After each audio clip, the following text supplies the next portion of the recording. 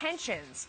Woo, they hit a new boiling point between North and South Korea today. North Korea blocking South Korean workers from their jobs at the jointly run Kaesong industrial complex. The factory is considered a barometer for relations between the two countries. So this is a major move by Kim Jong-un. But he is hurting his own people, choking off his country's economy by doing this. By some accounts, there is about $2 billion worth of goods that are generated by the complex. It employs 50,000 North Koreans. Here for more on this is WikiStrat Global Consulting Senior Analyst and Fox News contributor, Lisa Daftari. Lisa, thanks for coming on the show. Let's start with the money part of this, because this is what it's all about. What is the financial impact of this on North Korea? It seems like he's really shooting his own country in the foot. Yeah, you just took the words right out of my mouth, shooting his own country in the foot. I mean, there's different effects to what the closing of this industrial complex is going to have, but it's mostly going to be on North Korea. As you mentioned, this complex brings in about $2 billion for North Korea every year. They have 50,000 people that are employed by these South Korean companies. And here's a little thing that most people don't know. South Korea pays the North Korean government directly, and then they pay the people. And some reports say that they take up to 45% of the people's earnings. So the government is making money off of this. And let's be real, the North Korean government is already in shambles, under sanctions, food shortages.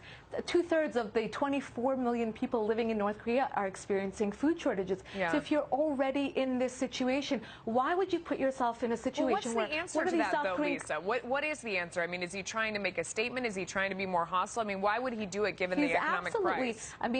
Right, so he's absolutely trying to make a statement. This has a symbolic statement. As you said, this is like the last cooperation between these two countries. He's trying to make a global statement and saying, look, my actions are just as harsh as my words are. I'm trying to establish myself. I'm trying to declare myself as a nuclear power. I want to play with the big boys, and this is the way I'm going to act. And in the past, he's made, or North Korea has acted brazenly. His father, and now he's doing the same, acting brazenly in order to get concessions and in order to loosen the sanctions, to get food aid.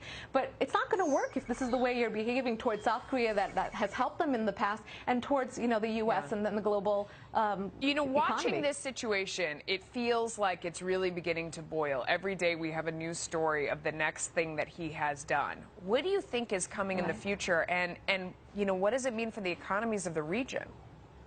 Right. So the very dangerous thing here is that the smallest provocation can turn into something much larger because of the U.S.'s vigilant attitude towards this. They're sending help over to South Korea. South Korea has been waiting for this for a long time. We have no reason to believe that the North Koreans are bluffing.